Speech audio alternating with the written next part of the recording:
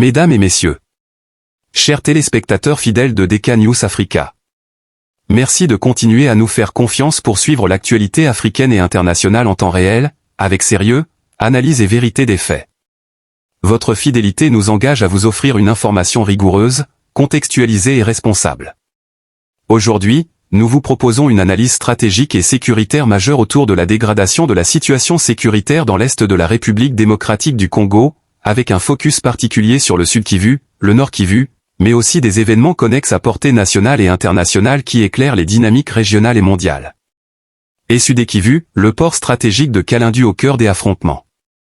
Le port de Kalindu, situé à Uvira, sur les rives du lac Tanganyika, est aujourd'hui l'un des points névralgiques du conflit dans le Sud Kivu. Depuis la fin décembre 2025, cette zone stratégique est le théâtre de combats persistants opposant les forces armées de la RDC, FARC, aux éléments du M23, groupe armé accusé par Kinshasa d'être soutenu par le Rwanda. Selon les informations disponibles, les FARC ont mené une opération ciblée ayant abouti à la destruction de plusieurs embarcations rapides utilisées pour des transports logistiques militaires. Ces speedboats, opérant sur le lac Tanganyika, représentaient un avantage stratégique majeur pour les groupes armés, facilitant le mouvement rapide de troupes, d'armes et de munitions. La destruction de ces moyens logistiques marque une volonté claire de l'armée congolaise de reprendre le contrôle des axes lacustres, longtemps utilisés comme corridor militaire discret. Wandugu wapenzi, nakuta tena mbele yenu ya wakongomani wenye kuwa ndani ya nchi na wenye wako ndani ya nchi, wenye wako nje ya nchi, ya kwamba nakuja hapa leo tuko tariki 6, c'est-à-dire tuko le 6 janvier 2026, le 3 janvier 2026, le 3 samahani, ndio tarehe ya leo. Nilikuja hapa ili niwaambie kufuatana na vita ambayo tunaifanya leo asubuhi. Adui M23 bar RDF alikuja kutuataki mu milima ya Katongo. Katongo ni mwingine iko 8 kilometre na vile ya Uvira. Adui anakuja kutuataki pale, na wakati anakuja kutuataki tunapigana naye kuanza ile masaa ya maine mate mpaka gisi tunamfukuza mbilima vyote vya milima yote ya Katongo, tunamfukuza milima ya Kigongo, tunamfukuza mpaka Isa. Niko nabambia tuko na batu wenye balikia kujirandre, tuko na basoda ya M23 wenye balikia kujiripoti kwenye sie, tuko kuona nguvu zinabashinda, kuona banaishiwa na nguvu, banakuja kujirandre, na nitawasukumia mavideo za wale wanakuja kujirandre mpaka adui tunamfukuza milima yote. Na saa hii niko nabambia sisi ndio tunakontrole milima yote ya Katongo na Kigongo. Mimi najua watu wa Uvira wako nasikia milio ya risasi, watu wa Uvira wako nasikia milio ya bomb. Ni kusema ni vita ambayo tunapigana, walikuja kutupambanisha, tunawafukuza mpaka hivyo. Niko na message ambayo niko napenda kuambia ndugu zetu wa Kongomani ambao wako ndani ya M23 bar RDF. Wenzao wote wenye wako wanakuja kujirandre, tuko tunawapokea vizuri na tuko tunawatia malezi mazuri. Ni kusema wakuje waache kutumika kazi ya adui, waache kutumika pamoja na waagreseur. Nchi ni nchi yetu, ile ni Rwanda ambayo iko na agenda nyingine. Rwanda iko na agenda ya kupiga, ya kunyang'anya nchi yetu. Rwanda iko na agenda ya kuua. Kwa hiyo ni kusema tunaendelea na vita, na hivi tulimfukuza mwa ile milima. Watu wa Uvira watusubiri, tutafika. Na sisi walikuja kutuchokoza mwa hii milima ya Katongo na Kigongo. Tunaambia watu wa Uvira ya kwamba saa tutademare hapa, saa tutademare, hakuna mtu ambaye atatusimamisha, hakuna mtu mwenye atatusimamisha. Tutademare hapa, hakuna mwenye atatusimamisha. Ni kusema vita ni mpango. Kwa hiyo wakongomani wenye wanatumika na M23 wasidanganyike, wasidanganywe bure, wakuje. Wenye wako wanakuja, tuko tunawapokea, wanakuja wanateseka sana, wako wanalia njaa, wanasema wako wanakufa, wako wanawaua. Ukisema unachoka wanakuua, ukiuliza swali wanakuua. Kwa hiyo ile iko esclavagisme, ile iko kutaka kuua wakongomani. Kwa hiyo mkuje, tutawapokea na mtakia kutumika kazi ya faida ya nchi yenu. Asante tena. Mimi mwenye mnaniona hapa, mimi ni wa Ubwila Mwila Tato, niko msemaji wa wazalendo ambaye tumejitoa ili tupiganie nchi. Kuhusu collaboration entre sisi na FRDC, Antuka sisi na FARDC tunatumika vizuri. Mnajua sisi wazalendo tuko unité de réserve, tuko réserve armée à défense, tunatumika en appui kwa FARDC. Mnajua kama FARDC ndio baba zetu, FARDC ndio wenye wanatusaidia kila kitu, na inabidi tuwaheshimu na inabidi tuwe na roho ya upendo. Nitaomba wengine wenzetu wazalendo wenye wangali wanazagazaga na masiraha huko manyumbani wakuje, sisi sote tuungane pamoja ili tuangalie namna gani tunaweza tumfukuze huyu adui. Waache ma distraction, tumfukuze adui. Adui ana mbinu za kufukuza, apigane na Rais Tshisekedi. Adui anakuja kutunyang'anya nchi. Wasiwadanganye kama hii vita ni vita ya siasa. Hii sio vita ya siasa. Ama wasiwadanganye ya kwamba hii ni vita ya liberation. Hii si vita ya ukombozi. Hii ni vita ya uvamizi, ni aggression. Hii ni vita ya uvamizi, hii ni vita ya kuua Wakongomani, hii ni vita ya kutunyang'anya nchi yetu. Kwa hiyo kama M23 RDF iko inadanganya watu ya kwamba wanakuja na vita ya ukombozi, ni uongo. Rwanda iko na agenda yao. Na wafuate Rais Tshisekedi, hapana. Wanafuata ni kunyang'anya nchi yetu. Kama wakiwaambia ya kwamba wanafuata Rais Tshisekedi, ninajua hii vita M23 ilianza mu 2012. Mnajua vile. Mu 2012 Rais Tshisekedi alikuwa haiko. Mu 2012 nikikuuliza Rais Tshisekedi alikuwa, utaniambia namna gani? Kama wanasema wanakuja kupambanisha Rais Tshisekedi, 2012 hakukuwa. Rais Tshisekedi anakuja mu 2028, mu 2018. Ni kusema hawafuati Rais Tshisekedi, wanafuata njoo kutunyang'anya nchi yetu. Wanakuja njoo kuvamia nchi yetu. Wanakuja njoo kuiba mali yetu.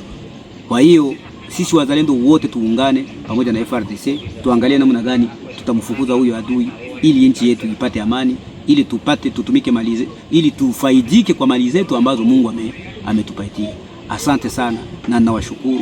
Muendelee kutuunga mkono, muendelee kuwa na confiance ya jeshi la FARDC, muendelee kuwa na confiance na wazalendo, muendelee kuwa na confiance na gouvernement, muendelee kuwa na confiance na Rais Tshisekedi. Anafanya iwezekanavyo ili nchi irudie mikono yetu. Asante na tena nawashukuru. Tuko tarehe 3 za mwezi wa kwanza mwaka wa 2026. Ouazalando, entre résistance populaire et défis sécuritaires. Dans les territoires de Walingu et Bukavu, les groupes d'autodéfense connus sous le nom de Ouazalando occupent une place centrale dans la dynamique actuelle.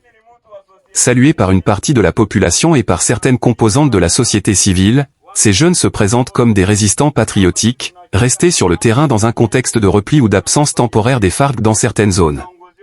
Il est essentiel, d'un point de vue journalistique, de distinguer le soutien populaire à une résistance locale de la nécessité absolue d'un encadrement étatique. Car si les Ouazalando jouent un rôle réel dans la pression militaire exercée sur les groupes armés, leur action soulève également des questions de commandement, de discipline et de respect du droit humanitaire. Le message du commandement Ouazalando affirmant la poursuite du combat, jusqu'à la fin, reflète à la fois une détermination populaire et un vide sécuritaire que l'État congolais doit impérativement combler par une présence structurée.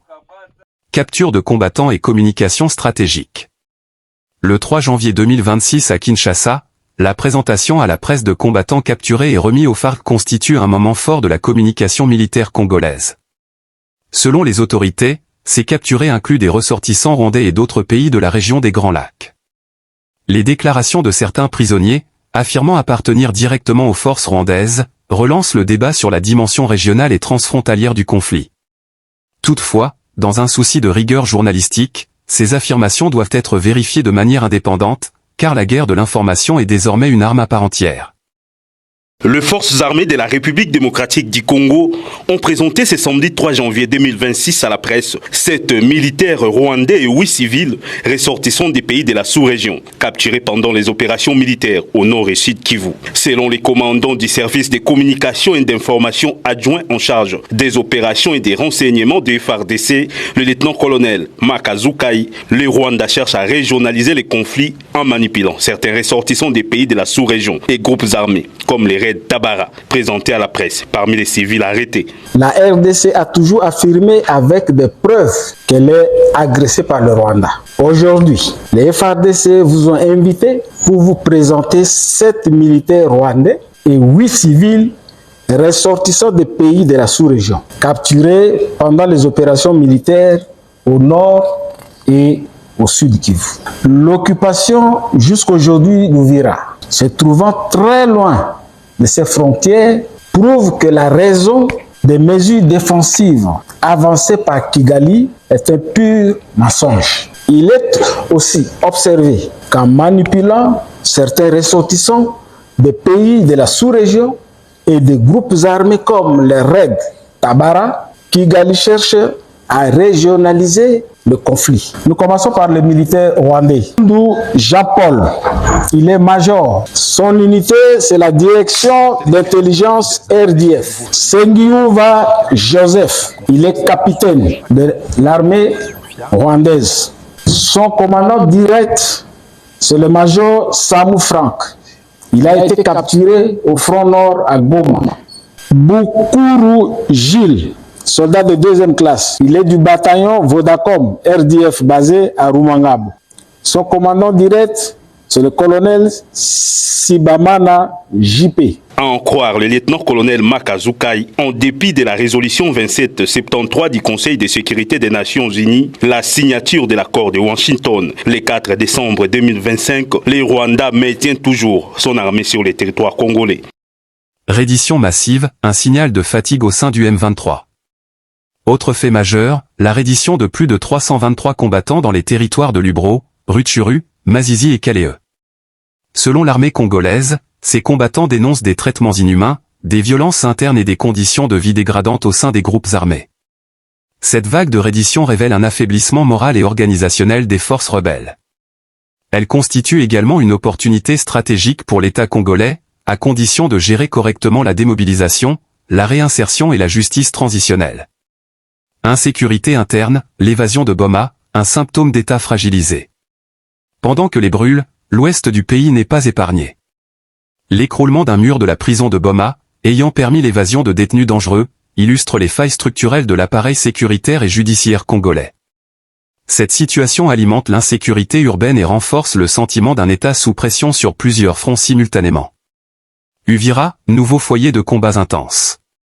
Les combats signalés le 3 janvier 2026 à Kachombe, Lubanda, Muzingo, Katongo et Kigongo confirment que le territoire d'Uvira est devenu un nouveau front actif.